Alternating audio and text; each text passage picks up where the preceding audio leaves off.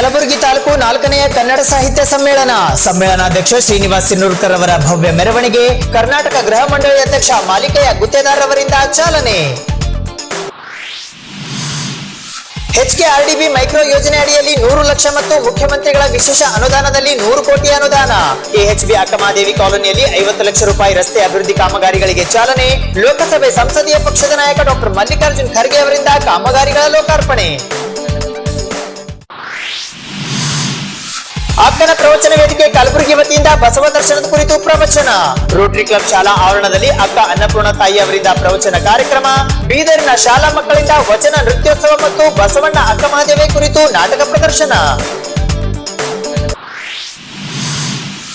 December 14ರಂದು Urdu ಶೈಕ್ಷಣಿಕ ಸಮಾವೇಶದ ಆಯೋಜನೆ. ಕರ್ನಾಟಕ ಉರ್ದು ಅಕಾಡೆಮಿಯ ವತಿಯಿಂದ ನಡೆಯಲಿದೆ ಸಮಾವೇಶ. ಡಾಕ್ಟರ್ SM ಪಂಡಿತ್ ರಂಗಮಂದಿರದಲ್ಲಿನ ಕಾರ್ಯಕ್ರಮದ ಕುರಿತು ಅಮ್ಜದ್ ಜಾವೇದ್ ಮಾಹಿತಿ.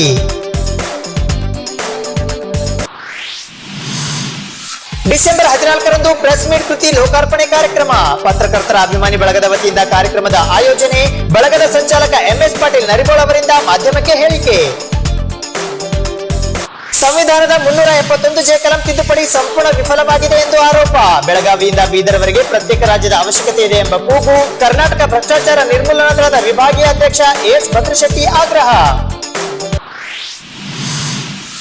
ಕೃಷಿ ವಿಶ್ವವಿದ್ಯಾಲಯ ಕಲಬುರಗಿಯಲ್ಲಿ ನಡೆಯುತ್ತಿರುವ 11ನೇ ಕೃಷಿ ಮೇಳ 3ನೇ ದಿನಕ್ಕೆ ಕಾಲಿರಿಸಿದೆ ವಿಶಿಷ್ಟ ರೈತರ ಮೇಳ. ಕೊನೆ ದಿನದ ಮೇಳಕ್ಕೆ ಹರಿದು ಬಂದ ಸಾರ್ವಜನಿಕರು ಮತ್ತು ಮಕ್ಕಳು.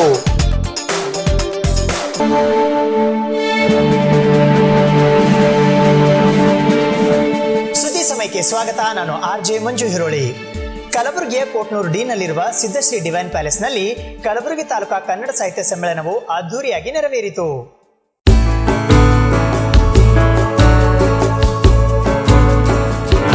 ಕಲಬುರಗಿ ತಾಲೂಕು ಕನ್ನಡ ಸಾಹಿತ್ಯ ಪರಿಷತ್ತು ಕಲಬುರಗಿ ನಗರದ ಕೋಟ್ನೂರು ಮಠದ ಸಿದ್ಧಶ್ರೀ ಡಿವೈನ್ ಪ್ಯಾಲೇಸ್ನಲ್ಲಿಂದು ಆಯೋಜಿಸಿದ ಕಲಬುರಗಿ ತಾಲೂಕು 4ನೇ ಕನ್ನಡ ಸಾಹಿತ್ಯ ಸಮ್ಮೇಳನವನ್ನ ಕರ್ನಾಟಕ ಗೃಹ ಮಂಡಳಿ ಅಧ್ಯಕ್ಷ ಹಾಗೂ ಅಫಜಲ್ಪುರ್ ಶಾಸಕ ಮಾಲಿಕೆಯ ಗುತ್ತೇದಾರ್ ಅವರು ಉದ್ಘಾಟಿಸಿದರು.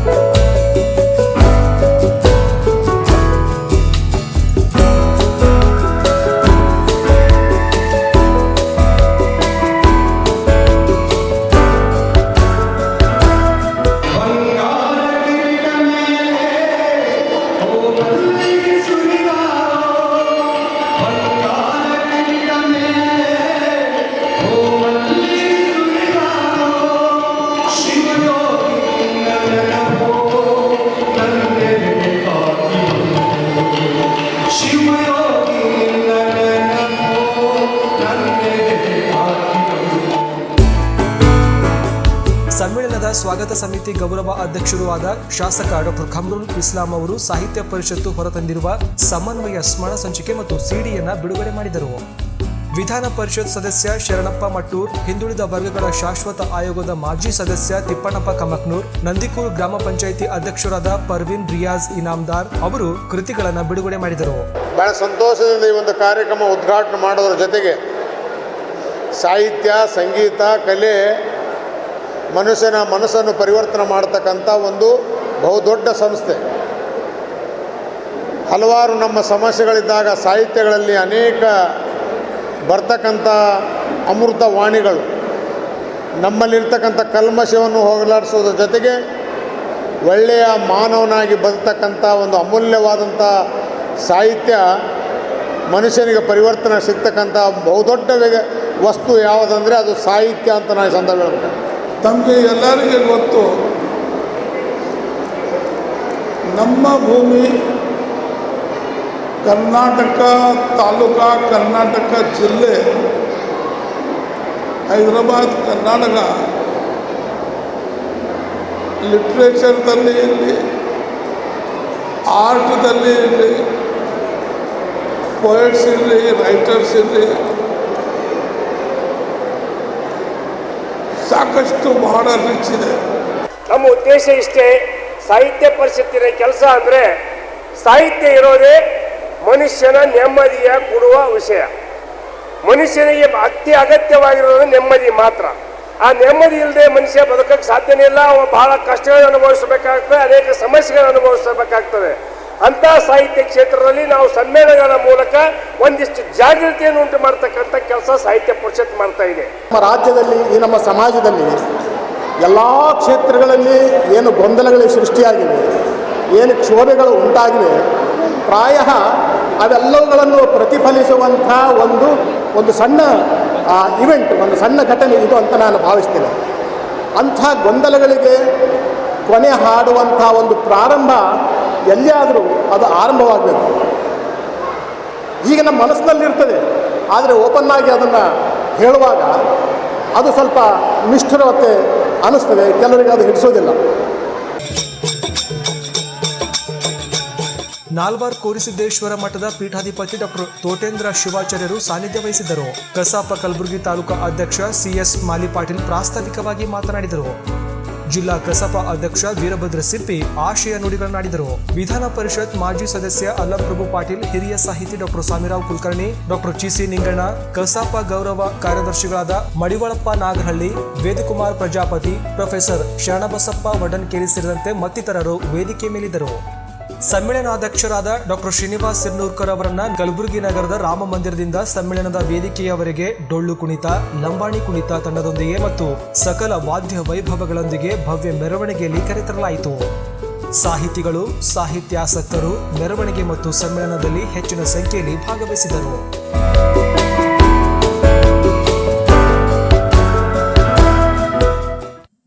ಕಲಬುರಗಿ ನಗರದ ಕೆಎಚ್ಬಿ ಅಕ್ಕಮಹಾದೇವಿ ಕಾಲೋನಿಯಲ್ಲಿ ಮುಖ್ಯಮಂತ್ರಿಗಳ ವಿಶೇಷ ಅನುದಾನದ ಅಡಿಯಲ್ಲಿ 50 ಲಕ್ಷ ರೂಪಾಯಿ ಮೌಲ್ಯದ ರಸ್ತೆ ಕಾಮಗಾರಿಗಳಿಗೆ ಲೋಕಸಭೆಯ ಸಂಸದೀಯ ಪಕ್ಷದ ನಾಯಕ ಡಾಕ್ಟರ್ ಮಲ್ಲಿಕಾರ್ಜುನ್ ಖರ್ಗೆ ಅವರು ಚಾಲನೆ ನೀಡಿದರು. ಕಲಬುರಗಿ ಮಹಾನಗರ ಪಾಲಿಕೆ HKRDB ಮೈಕ್ರೋ ಯೋಜನೆ ಅಡಿಯಲ್ಲಿ ರೂಪಾಯಿ 100 ಲಕ್ಷ ಹಾಗೂ ಮುಖ್ಯಮಂತ್ರಿಗಳ 3ನೇ ಹಂತದ ರೂಪಾಯಿ 100 ಕೋಟಿಗಳ ವಿಶೇಷ ಅನುದಾನದಲ್ಲಿ ರೂಪಾಯಿ 50 ಲಕ್ಷಗಳ ಕೆಎಚ್ಪಿ ಅಕ್ಕಮಹಾದೇವಿ ಕಾಲೋನಿಯಲ್ಲಿ ರಸ್ತೆ ಅಭಿವೃದ್ಧಿ ಕಾಮಗಾರಿಗಳ ಲೋಕಾರ್ಪಣೆ ಕಾರ್ಯಕ್ರಮ ದಿನಾಂಕ 12/12/2016 ಮಧ್ಯಾಹ್ನ 12:20 ಜರುಗಿತು.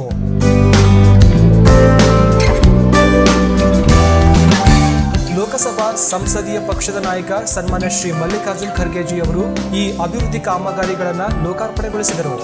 ಒಂದು ಗ್ರಾಮದಿಂದ ಇನ್ನೊಂದು ಗ್ರಾಮಕ್ಕೆ ಹೋಗ್ತಕ್ಕಂಥ ರಸ್ತೆಗಳಿಗೂ ಕೂಡ ಹೆಚ್ಚಿನ ಇವತ್ತು ಹಣವನ್ನ ಬಿಡುಗಡೆ ಸರ್ಕಾರ ವತಿಯಿಂದ ಮಾಡಲಾಗಿದೆ.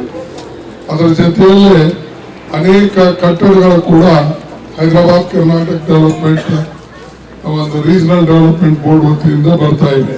ಕಾರ್ಪೊರೇಷನ್ ಕಮಿಷನರ್ ಎಲ್ಲರೂ ಸೇರಿ ಇದು ಒಪ್ಕೊಂಡಿದ್ದಾರೆ. ಕಾಲನಿಯಲ್ಲಿ ಅನೇಕ ಮುಳ್ಳು ಕಂಟೆ ಬೆಳೆದಿರುವುದರಿಂದ ಇದನ್ನ ತೆಗೆದುಹಾಕೋದ್ರ ಬಗ್ಗೆ ಮತ್ತು ಒಳ ಮತ್ತು ಮುಖ್ಯ ರಸ್ತೆಗಳನ್ನು ಪುನಃ ನಿರ್ಮಿಸುವ ಬಗ್ಗೆ ಹೇಳಿದ್ದಾರೆ. ಅದನ್ನ ಎಲ್ಲ ಡ್ಯಾಮೇಜ್ ಆಗಿದೆ, ಅದನ್ನ ಮಾಡಿಕೊಡ್ತೀನಿ ಅಂತ ಹೇಳಿದ್ದಾರೆ. ಅದಕ್ಕಾಗಿ ಈ ಕೆಲಸವನ್ನು ನಾವು ಒಪ್ಕೊಳ್ಬಹುದು. ಮುಖ್ಯ ಅತಿಥಿಗಳಾಗಿ ವೈದ್ಯಕೀಯ ಶಿಕ್ಷಣ ಸಚಿವ ಮತ್ತು ಜಿಲ್ಲಾ ಉಸ್ತುವಾರಿ ಸಚಿವ ಡಾಕ್ಟರ್ ಶರಣ ಪ್ರಕಾಶ್ ಪಾಟೀಲ್, ನಗರಾಭಿವೃದ್ಧಿ ಸಚಿವ ರೋಷನ್ ಬೇಗ್ ಆಗಮಿಸಿದರು. ಕಾರ್ಯಕ್ರಮದ ಅಧ್ಯಕ್ಷತೆಯನ್ನ ದಕ್ಷಿಣ ಮತಕ್ಷೇತ್ರದ ಶಾಸಕ ದತ್ತಾತ್ರೇಯ ಸಿ ಪಾಟೀಲ್ ರೇವೂರ್ ವಹಿಸಿದ್ದರು. ಅತಿಥಿಗಳಾಗಿ ಮಹಾಪೌರ ಸೈಯದ್ ಅಹಮದ್, ಉಪಮಹಾಪೌರರಾದ ಶರಣಮ್ಮ ಬೆಣ್ಣೂರ್, ಕಾಮಗಾರಿ ಸ್ಥಾಯಿ ಸಮಿತಿಯ ಅಧ್ಯಕ್ಷೆ ಶಬಾನಾ ಬೇಗಂ ಮೂಬಿನ್ ಅಹಮದ್, ವಾರ್ಡ್ ನಂಬರ್ 55ರ ಮಹಾನಗರ ಪಾಲಿಕೆ ಸದಸ್ಯ ಮಹೇಶ್ ಹೊಸೂರ್ಕರ್ ಆಗಮಿಸಿದರು. ಈ ಸಂದರ್ಭದಲ್ಲಿ ಪ್ರಾದೇಶಿಕ ಆಯುಕ್ತ ಆಮ್ಲನ್ ಆದಿತ್ಯ ಬಿಸ್ವಾಸ್, ಜಿಲ್ಲಾಧಿಕಾರಿ ಉಜ್ವಲ್ ಕುಮಾರ್ ಘೋಷ್, ಮಹಾನಗರ ಪಾಲಿಕೆಯ ಆಯುಕ್ತ ಪಿ ಸುನಿಲ್ ಕುಮಾರ್, ಮಹಾನಗರ ಪಾಲಿಕೆಯ ಕಾರ್ಯಪಾಲಕ ಅಭಿಯಂತರರಾದ RP ಜಾಧವ್ ಸೇರಿದಂತೆ ಅನೇಕರಿದ್ದರು. ಅಕ್ಕನ ಪ್ರವಚನ ವೇದಿಕೆ ಕಲಬುರಗಿಯ ವತಿಯಿಂದ ಕಲಬುರಗಿ ನಗರದ ರೋಟರಿ ಕ್ಲಬ್ ಶಾಲಾ ಆವರಣದಲ್ಲಿ ಬಸವ ದರ್ಶನದ ಕುರಿತು ಪ್ರವಚನ ಕಾರ್ಯಕ್ರಮ ನಡೆಯುತ್ತಿದ್ದು, ಬೀದರ್ನ ಶಾಲಾ ಮಕ್ಕಳಿಂದ ವಚನ ನೃತ್ಯೋತ್ಸವ ಮತ್ತು ಅಕ್ಕಮಹಾದೇವಿ ಬಸವಣ್ಣನ ಕುರಿತು ನಾಟಕ ಪ್ರದರ್ಶನವನ್ನ ನೀಡಲಾಯಿತು. ಕಲಬುರಗಿ ನಗರದ ರೋಟರಿ ಕ್ಲಬ್ ಶಾಲಾ ಆವರಣದಲ್ಲಿ 1 ತಿಂಗಳ ಪರ್ಯಂತ ನಡೆಯುತ್ತಿರುವ ಬಸವ ಪ್ರವಚನದಲ್ಲಿ ಇಂದು ಅಕ್ಕ ಅನ್ನಪೂರ್ಣ ತಾಯಿಯವರು ಪ್ರವಚನ ನೀಡಿದರು.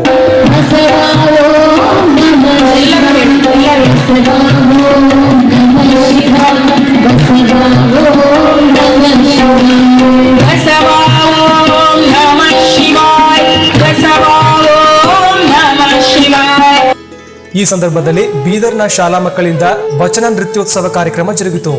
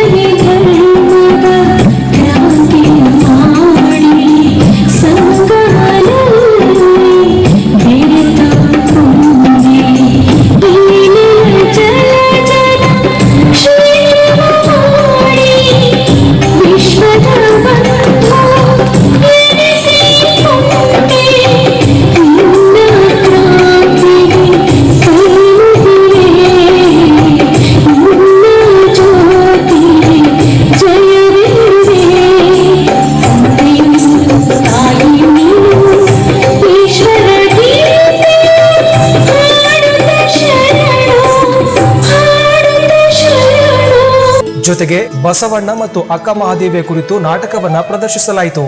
ಹೆಪ್ಪಿಟ್ಟ ಹಾಲು ಸಿಹಿಯಾಗುವುದೇ, ಇದು ಒಪ್ಪುವ ಮಾತಲ್ಲ. ಪ್ರಭುದೇವರೇ, ಪ್ರತಿದಿನ ಮರೆದೊರಗಿ ನಿದ್ರಿಸುವುದು ಅರ್ಧ ಸಾವು. ಆ ನಿದ್ರೆಯಲ್ಲಿ ತಾನೇ ಸತ್ತಂತೆ ಕನಸು ಕಂಡು ಎಚ್ಚರಾದ ಬಳಿಕ ಸತ್ಯನೆಂದು ಹೇಳುವುದು ಸತ್ತ ಹೆಣ ಕೂಗಿದಂತಲ್ಲವೇ? ಹೆಪ್ಪಿಟ್ಟ ಹಾಲು ಮೊಸರಾಗಿ ಹೊಸೆದಾಗ ಬೆಣ್ಣೆಯು ಕಾಸಿದಾಗ ತುಪ್ಪವು ಸಿಹಿಯಾಗುವುದಿಲ್ಲವೇ ಪ್ರಭು? ನೀನು ಮಾತಿನ ಜಾಣೆ. ಬಿಂದಿಗೆ ತುಂಬಿದಾಗ ಮೌನವಾಗುವುದು ಮಾತು ಅನುಭಾವಿಯ ಲಕ್ಷಣವಲ್ಲ. ತುಂಬಿರುವ ನೀರನ್ನು ಮತ್ತೊಂದು ಬಿಂದಿಗೆಗೆ ಸುರಿಯುವಾಗ ಸದ್ದು ಮಾಡುವುದಿಲ್ಲವೇ? ಹಾಗೆಯೇ ದಿವ್ಯ ಅನುಭಾವಿಯ ಮಾತು ಮಾತು ಜ್ಯೋತಿರ್ಲಿಂಗವೆಂದು ತಾವೇ ವಚನಿಸಿದಿರಲ್ಲವೇ ಪ್ರಭು? ಭಲೆ ಭಲೆ, ಭಾಪು ಭಾಪು. ಬಹಿರಂಗ ಸ್ತ್ರೀ ರೂಪಾದರೂ ಅಂತರಂಗ ಶಿವನ ರೂಪು. ಜಗನ್ಮಾತೆ ಜಗದಕ್ಕ ನೀನು, ಜಗನ್ಮಾತೆಯಾದ ಮಹಾದೇವಿ ಅಕ್ಕನ ಶ್ರೀಪಾದಕ್ಕೆ ನಮೋ ನಮಃ, ನಮೋ ನಮಃ.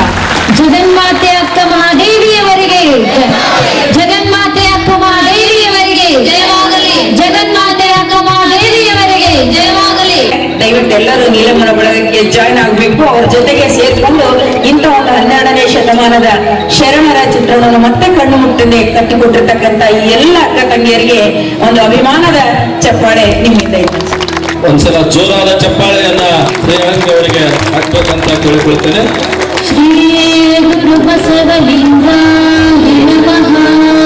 ಈ ಪ್ರವಚನದಲ್ಲಿ ಕಲಬುರಗಿ ನಗರದ ವಿವಿಧೆಡೆಗಳಿಂದ ಆಗಮಿಸಿದ ಮಹಿಳೆಯರು, ಹಿರಿಯರು, ಮಕ್ಕಳು ಸೇರಿದಂತೆ ಅನೇಕರು ಭಾಗವಹಿಸಿದ್ದರು. ಡಿಸೆಂಬರ್ 14ರಂದು ಕಲಬುರಗಿ ನಗರದ ಡಾಕ್ಟರ್ ಎಸ್.ಎನ್. ಪಂಡಿತ್ ರಂಗಮಂದಿರದಲ್ಲಿ ಉರ್ದು ಶೈಕ್ಷಣಿಕ ಸಮಾವೇಶವನ್ನು ಆಯೋಜಿಸಲಾಗಿದೆ ಎಂದು ಅಮ್ಜದ್ ಜಾವೇದ್ ಮಾಹಿತಿ ನೀಡಿದ್ದಾರೆ.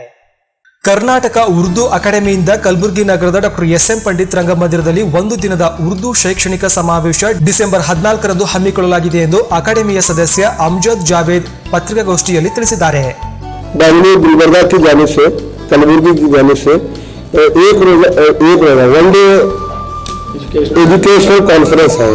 वनडे एजुकेशनल कॉन्फ्रेंस ये डिस्ट्रिक्ट लेवल है और इसमें तमाम टीचर्स को 50% of the staff of the school उनको AOD भी सैंक्शन की गई है. और ये कॉन्फ्रेंस 14 दिसंबर वेडनेसडे एस.एन. पंडित रंग मंदिर गुलबर्गा में रखा गया है इसको. और ये मॉर्निंग 10 o'clock से स्टार्ट है ये कॉन्फ्रेंस सुबह. और इसको इनाग्रेट करेंगे डिस्ट्रिक्ट इंचार्ज मिनिस्टर डॉक्टर शरण प्रकाश पाटिल साहब, इंचार्ज मिनिस्टर अलहाज खमरुल इस्लाम साहब, अलहाज रहमाना मसलडगी साहब और मेयर सिटी जनाब सैयद अहमद साहब और जिला पंचायत के प्रेसिडेंट श्रीमती स्वर्णा हनुमंत राय माला जी और DDPI ऑफिसर श्री श्याम गड़ा पाटिल साहब, block education officer Shri Bharatraj Saval ji और block education officer Kalaburagi south Shri Dodallappa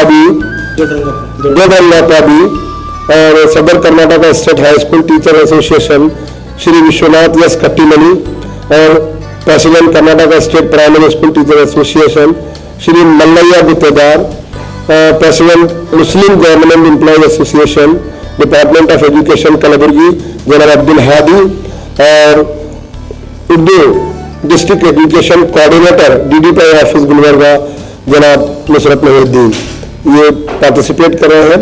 और इसमें हमारे शहर की बहुत ही जायंटिक पर्सनालिटी अली जनाब डॉक्टर सैयद शाह खुसरो हुसैनी सज्जाद नशीन दरगाह बंदे नवाज भी इसमें चीफ गेस्ट हैं।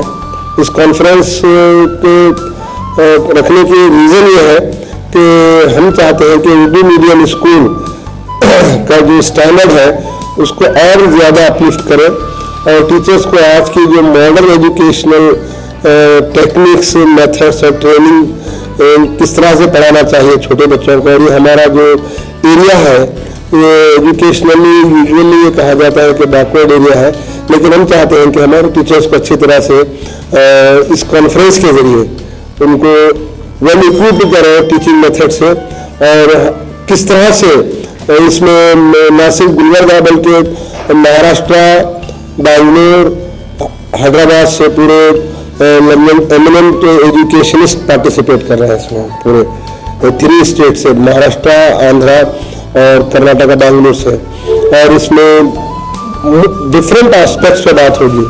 ಈ ಪತ್ರಿಕಾಗೋಷ್ಠಿಯಲ್ಲಿ ಅಕಾಡೆಮಿಯ ಸದಸ್ಯ ಅಕ್ರಮ್ ನಖಾಶ್, ಶಿಕ್ಷಣ ಇಲಾಖೆಯ ಉರ್ದು ವಿಭಾಗದ ಸಂಚಾಲಕ ನುಸ್ರತ್ ಮಹಿಯುದ್ದೀನ್ ಉಪಸ್ಥಿತರಿದ್ದರು.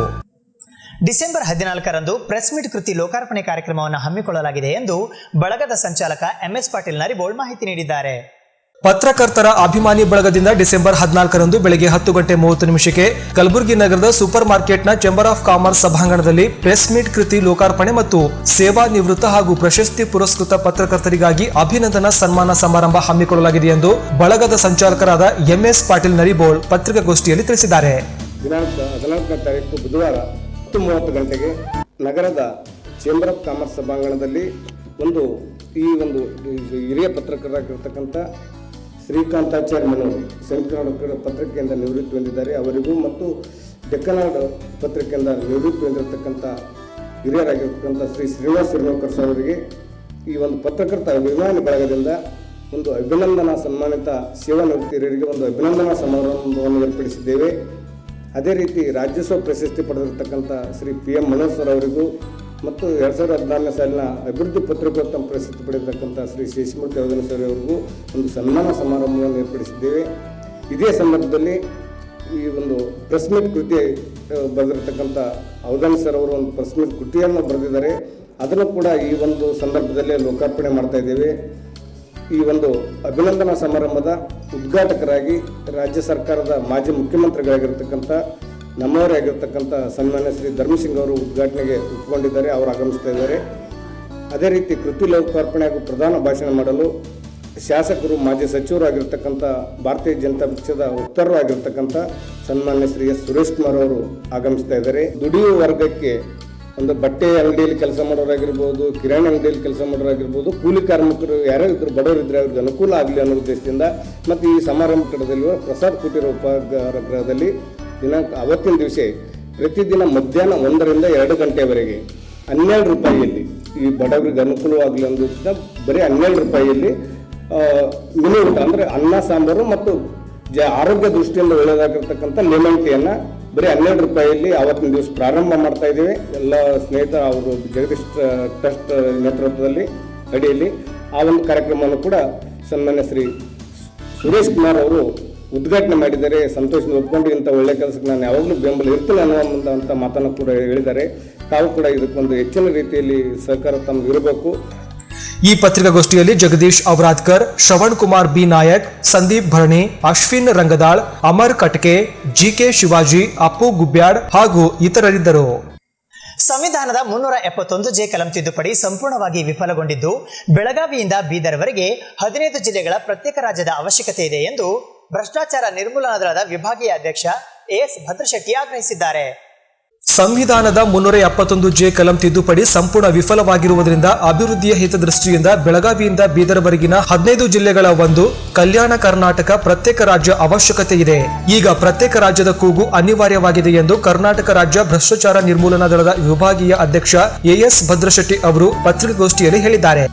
ಇರ್ತಕ್ಕಂಥ ನಮಗೆ 80% ಮೀಸಲಾತಿ ಅಂತ ಹೇಳ್ತಾರೆ, ಆದರೆ ಇನ್ನೂ ಎಲ್ಲಿ ಜಾರಿಗೆ ಬಂದಿಲ್ಲ. ನಮ್ಮವ್ರು ಎಲ್ಲಿನೂ ನೌಕರಿನ ಎಲ್ಲಿ ಹೋಗೋದು ಘಟನೆಗಳು ನಡೆದಿಲ್ಲ. ಎಷ್ಟೋ ಯೂನಿವರ್ಸಿಟಿಗಳಲ್ಲಿ ಸರ್ಕಾರಿ ನೌಕರಿಗಳಲ್ಲಿ ಬೇಕಾದಷ್ಟು ಅಪಾಯಿಂಟ್ಮೆಂಟ್ ಆಗ್ತಾ ಇದೆ, ಆದರೆ ಅಲ್ಲಿ ಇನ್ನೂ ಗೊಂದಲಮ ಇದೆ, ಗದ್ದಲಮ ಇದೆ ಹೊರತಾಗಿ ಇನ್ನೂ ನಮ್ಮ ಭಾಗದ ಜನರಿಗೆ ನೌಕರಿಗಳು ಸಿಗ್ತಾ ಇಲ್ಲ. ಈ ಒಂದು ಎಲ್ಲ ಒಂದು ಇದು ನೋಡಿದಾಗ ನಮಗೆ ಏನು ಅನ್ನಿಸ್ತಾ ಇದೆ ಅಂದರೆ, ನಮ್ಮದೇ ಆದ ಒಂದು ಪ್ರತ್ಯೇಕ ರಾಜ್ಯ, ಅದು ಕಲ್ಯಾಣ ಕರ್ನಾಟಕ ಅಂತಕ್ಕಂಥ ರಾಜ್ಯ ಇದ್ದರೆ ನಮಗೆ ಒಳಿತ ಆಗ್ತದೆ. ಅದು ಅಲ್ಲದೇ ಈಗಿರ್ತಕ್ಕಂಥ ನಮ್ಮದೇನು ಆ ರಾಜ್ಯ ಕರ್ನಾಟಕ ರಾಜ್ಯ ಹೊಡೆದು ಮಾಡಬೇಕಂತದಿಲ್ಲ. ಸಮೃದ್ಧವಾದ ಕರ್ನಾಟಕ ಅಂತದ್ದು ಕಟ್ಟೋಣ. ನಮ್ಮಲ್ಲಿ 2 ರಾಜ್ಯಗಳು ಇರಲಿ, ಪಕ್ಕದ ಆಂಧ್ರ ಪ್ರದೇಶ ತೆಲಂಗಾಣ ಹೇಗಾಗಿದೆ, ನಮ್ಮಲ್ಲಿನೂ ಕಲ್ಯಾಣ ಕರ್ನಾಟಕ ಮತ್ತು ಕರ್ನಾಟಕ ಅಂತಕ್ಕಂಥ 2 ರಾಜ್ಯಗಳಿರಲಿ. 2 ಸರ್ಕಾರಗಳಾಗ್ತವೆ, 2 ಮುಖ್ಯಮಂತ್ರಿ ಆಗ್ತಾರೆ, 2 ಗವರ್ನರ್ ಆಗ್ತವೆ, ಎಷ್ಟೋ ಜನರಿಗೆ ಹೊಸ ನೌಕರಿಗಳು ಬರ್ತವೆ. ಅದರಲ್ಲೂ ನಮ್ಮ ಉತ್ತರ ಕರ್ನಾಟಕದ ಬೆಳಗಾವಿ ಮತ್ತು ಗುಲ್ಬರ್ಗ ಡಿವಿಷನ್ 2 ಡಿವಿಷನ್ ಮಂದಿ ನಮಗೆ ಒಳ್ಳೆ ನೌಕರಿ ಸಿಗ್ತದೆ. ಈ ಒಂದು ನಮ್ಮ ಭಾಗದ ಜನರಿಗೆ ಎಲ್ಲ ರೀತಿಯಾದ ಅಭಿವೃದ್ಧಿ ಆಗಲಿ ಅಂತಕ್ಕಂಥ ಇದಿದೆ ಹೊರತಾಗಿ ಇರ್ತಕ್ಕಂಥ ಒಂದು ಕರ್ನಾಟಕ ರಾಜ್ಯನ ಹೊಡಿಬೇಕು ಅಂತಕ್ಕಂಥ ಭಾವನೆ ನಮ್ಮದಲ್ಲ. ಯಾಕಂದರೆ ಇಲ್ಲಿ ಪ್ರತ್ಯೇಕ ರಾಜ್ಯ ಬೇಕಂದ ತಕ್ಷಣವೇ ಏನು ಬರ್ತದೆ ಕಣ್ಣಲ್ಲಿ ಅಂದರೆ, ಇವರೇನೋ ಪ್ರತ್ಯೇಕ ರಾಜ್ಯ ಕೇಳ್ತಾ ಇದ್ದಾರೆ, ರಾಜ್ಯನ ಹೊಡಿಬೇಕಂತ ಅಂತಕ್ಕಂಥ ಭಾವನೆ ಬರ್ತದೆ. ಅದು ನಮ್ಮ ಭಾವನೆ ಅಲ್ಲ. ನಮಗೆ ಸಮೃದ್ಧ ಕರ್ನಾಟಕ ಇರಲಿ, ಅದನ್ನು ಕರ್ನಾಟಕ ಇರಲಿ, ಆದರೆ ನಮಗೆ ಪ್ರತ್ಯೇಕವಾದ 30 ಜಿಲ್ಲೆಗಳಿವೆ ಟೋಟಲಿ. ಅದನ್ನು 15 ಜಿಲ್ಲೆ ಮಾಡಿ ಇನ್ನೊಂದು ರಾಜ್ಯ ಆದರೆ ಅದರಿಂದ ನಮಗೆ ಒಳಿತಾಗ್ತದೆ ಅಂತಕ್ಕಂಥ ಒಂದು ಭಾವನೆ ನಮ್ಮಲ್ಲಿದೆ. ಅದಲ್ಲದೆ ಈಗ ಬೆಳಗಾವಿಯಲ್ಲಿ ವಿಧಾನಸೌಧ ಕಟ್ಟಿದ್ದಾರೆ, ಎಲ್ಲ ಅನುಕೂಲಗಳಿವೆ. ಆಮೇಲೆ ನಮ್ಮ ಒಂದು ರಾಜ್ಯ ಪ್ರತ್ಯೇಕ ರಾಜ್ಯ ಯಾಕಂದರೆ ನಮಗೂ ಬೇರೆಯೇ ಒಂದು ಫಂಡ್ ಬರ್ತದೆ. ಈಗಾಗಲೇ ನಾವು ಫಂಡ್ ಸೆಂಟ್ರಲ್ನಿಂದ ಬರ್ತಕ್ಕಂಥ ಅನುದಾನ ಸ್ಟೇಟಿಗೆ ಬಂದಾಗ ಅಲ್ಲಿ ಏನಾಗ್ತದೆ, ಅಲ್ಲಿ ತಮ್ಮವರು ಅವಾಗ ತಮಗೆ ಬೇಕಾದಷ್ಟು ಇಟ್ಕೊಂಡು ಅದೇನಪ್ಪ ಹೈದರಾಬಾದ್ ಕರ್ನಾಟಕಕ್ಕೆ, ಬಾಂಬೆ ಕರ್ನಾಟಕಕ್ಕೆ ಒಂದಷ್ಟು ಕೊಟ್ಬಿಟ್ಟು ಇಲ್ಲಿ ಬೇಕಾಗ್ತದೆ, ಇಲ್ಲಿಲ್ಲ ಫಂಡ್ಸ್ ಅಂತಕ್ಕಂಥ ಭಾವನೆಗಳಿವೆ. ಬಟ್ ಹೊಲತಾಯಿ ಧೋರಣೆ ಇದೆ. ಈಗ ಒಂದು 2 ರಾಜ್ಯ ಪ್ರತ್ಯೇಕ ರಾಜ್ಯ ಯಾಕಂದರೆ ನಮಗೆ ನಮ್ಮದೇ ಆದ ಒಂದು ಇದು ಅನುಕೂಲ ಇರ್ತದೆ, ಬೇಕಾದಷ್ಟು ಫಂಡ್ ಬರ್ತದೆ, ಮತ್ತು ನಮ್ಮ ಒಂದು ಸಮೃದ್ಧ ಕರ್ನಾಟಕ ಒಂದು ಕಟ್ಟಲಿಕ್ಕೆ ಅನುಕೂಲ ಆಗ್ತದೆ ಅಂತಕ್ಕಂಥ ಒಂದು ನಾವು ಈ ಬೇಡಿಕೆಯನ್ನು ನಾವು ಸರ್ಕಾರದ ಮುಂದೆ ಇಡ್ತಾ ಇದ್ದೀವಿ, ಜನರಿಗೆ ಅವೇರ್ನೆಸ್ ತರ್ತಾ ಇದ್ದೀವಿ. ಈ ಪತ್ರಿಕಾಗೋಷ್ಠಿಯಲ್ಲಿ ಪ್ರೊಫೆಸರ್ ಶಿವರಾಜ್ ಪಾಟೀಲ್ ಕೂಡ ಉಪಸ್ಥಿತರಿದ್ದರು. ಕೃಷಿ ವಿಶ್ವವಿದ್ಯಾಲಯ ಕಲಬುರಗಿಯಲ್ಲಿ ನಡೆಯುತ್ತಿರುವ 3 ದಿನಗಳ ಕಾಲದ ಕೃಷಿ ಮೇಳ ಇಂದು ಕೊನೆ ದಿನಕ್ಕೆ ಕಾಲಿರಿಸಿದೆ. ಹೀಗಾಗಿ ಕೊನೆ ದಿನವಾದ ಇಂದು ಶಾಲಾ ಮಕ್ಕಳು ಮತ್ತು ಸಾರ್ವಜನಿಕರು ಕಿಕ್ಕಿರಿದು ನೆರೆದಿದ್ದರು. ಆ ದೃಶ್ಯಗಳನ್ನ ನೀವು ನೋಡಿ.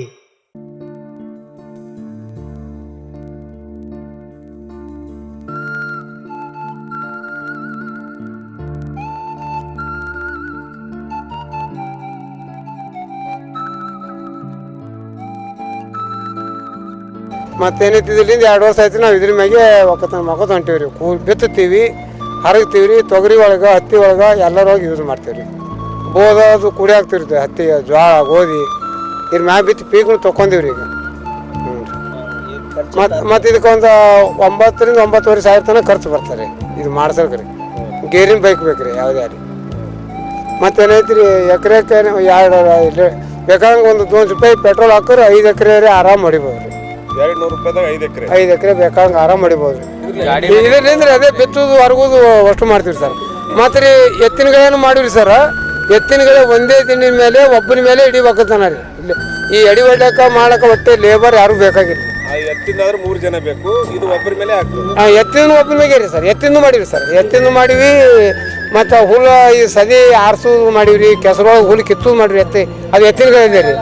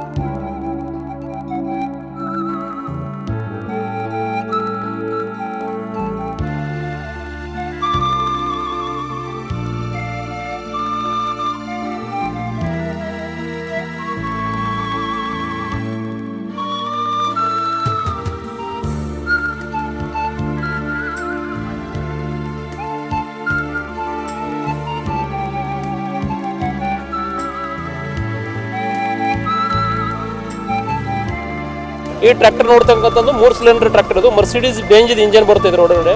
540 ಮತ್ತು 1000 RPM ಪಿಟೋ ಶಾಫ್ಟಲ್ಲಿ ರನ್ ಆಗುತ್ತೆ. ಡ್ಯುಯಲ್ ಕ್ಲಚ್ ಕೊಟ್ಟರಿಂದ ಸ್ಪ್ರೇಯರ್ದು ಪರ್ಫಾರ್ಮೆನ್ಸ್ ಈ ಥರ ಬರುತ್ತೆ. ಇದನ್ನು ನೀವು ತೊಗರಿ ಮತ್ತು ಎಲ್ಲ ಕ್ರಾಪ್ಗಳಿಗೆ ನೀವೇನ ಈ ಸ್ಪ್ರೇಯರ್ನ ಯೂಸ್ ಮಾಡ್ಬೋದು. ಒಂದು ಸಾರಿ ಇವಾಗ ಬಂದರೆ 1 ಎಕರೆ ಸ್ಪ್ರೇಯರ್ನ ನೀವು ಕಂಟಿನ್ಯೂ ಆಗಿ ಮಾಡ್ಬೋದು. ಇದರಲ್ಲಿ ಮೇಂಟೆನೆನ್ಸು ಈ ಟ್ರ್ಯಾಕ್ಟ್ರಲ್ಲಿ ಕಡಿಮೆ ಬರುತ್ತೆ. ಮತ್ತು ಇದರಲ್ಲಿ ಪ್ಲಾನೆಟರಿ ಎಕ್ಸಲು ನಿಮಗೆ ಓವರ್ಹೆಡ್ ಕ್ಯಾಂಪ್ ಶಾಫ್ಟ್ ಇಂಜಿನ್ ಬರುತ್ತೆ. ಇದ್ರಾಗ ಮರ್ಸಿಡೀಸ್ ಬೆಂಜ್ ಇಂಜಿನ್ ಬರುತ್ತೆ. 540 RPM ಪಿಟೋ ಶಾಫ್ಟ್ ಸ್ಪೀಡ್ ಇರುತ್ತೆ. ಇದರಿಂದ ಏನಾಗುತ್ತೆ ನಿಮಗೆ ರಾಶಿ ಮೆಷಿನು, ಸ್ಪ್ರೇಯರು, ಡೈನಾಮಾ ಇದೆಲ್ಲ ಕೆಲಸಕ್ಕೂ ಈ ಟ್ರ್ಯಾಕ್ಟರ್ನ ಯೂಸ್ ಮಾಡ್ಬೋದು. 3 ವರ್ಷ ಈ ಟ್ರ್ಯಾಕ್ಟರ್ಗೆ ವಾರಂಟಿ ಇರುತ್ತೆ ಕಂಪ್ನಿ ಕಡೆಯಿಂದ. ಮತ್ತು ಇದರಲ್ಲಿ ಏನಂತಂದ್ರೆ 400 ಫೀಟ್ ಡೆಪ್ತಲ್ಲಿ ಬೋರ್ವೆಲ್ದಲ್ಲಿ ನೀರಿದ್ರೆ ಸಹ ನೀವು ತೆಗಿಬೋದು ಈ ಟ್ರ್ಯಾಕ್ಟರಿಂದ. 5 HP 2 ಮೋಟ್ರ್ ಇದು ನಡೀತಿದೆ. 1 ತಾಸಿಗೆ ನಿಮಗೆ 1.5 ಲೀಟರ್ ಡೀಸೆಲ್ ಕನ್ಸಪ್ಷನ್ ಇದೆ ಟ್ರ್ಯಾಕ್ಟರ್ದು. ಸ್ಪ್ರೇಯರು, ಆಮೇಲೆ ರಾಶಿ ಮೆಷಿನು, ನೇಗಿಲು, ರೂಟವೇಟ್ರು ಎಲ್ಲ ಕೆಲಸಕ್ಕೂ ಸಣ್ಣ ಟ್ರ್ಯಾಕ್ಟರ್ನ ಯೂಸ್ ಮಾಡ್ಬೋದು ನೀವು. ಆಮೇಲೆ ಇದರಲ್ಲಿ 40 HP ಕೆಲಸ ಮಾಡೋ ಟ್ರ್ಯಾಕ್ಟರ್ನ ಈ ಟ್ರ್ಯಾಕ್ಟರಲ್ಲೇ ನೀವು ಮಾಡ್ಬೋದು. 40 HP ಏನು ಕೆಲಸ ಮಾಡುತ್ತಲ್ಲ ಎಲ್ಲ ಮಾಡೋ ಟ್ರ್ಯಾಕ್ಟರ್ ಈ ಟ್ರ್ಯಾಕ್ಟರಲ್ಲಿ ಕೆಲಸ ಮಾಡ್ಬೋದು ನೀವು. ಮೇಂಟೆನೆನ್ಸ್ ಪೂರ್ತಿ ಕಡಿಮೆ ಇರುತ್ತೆ. ಮತ್ತು ಫೋರ್ಸ್ ಮೋಟರ್ಸ್ ಕಡೆಯಿಂದ ನಿಮಗೆ 3 ವರ್ಷ ವಾರಂಟಿ ಸಿಗುತ್ತೆ ಈ ಟ್ರ್ಯಾಕ್ಟರ್ಗೆ.